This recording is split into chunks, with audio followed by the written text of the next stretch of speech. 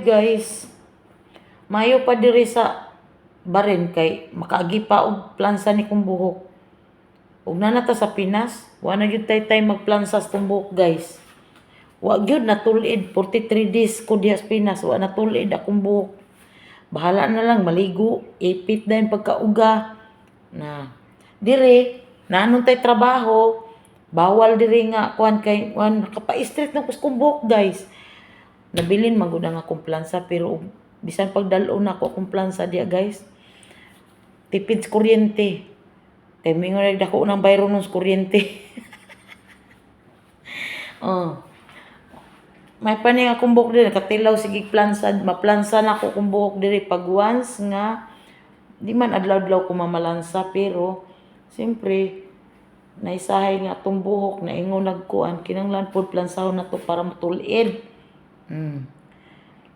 Diha sa Pinas uli ko wa gyud na plansa akong buhok. Nya mahalan pod ko magpaplansa. Nabilin man gud ako ang kuan akong plansa. Murag dili na sa kusina nagtrabaho, murag dili katulong. Na straight pa kong buhok diri kay na sa Pinas awa ipit diretso.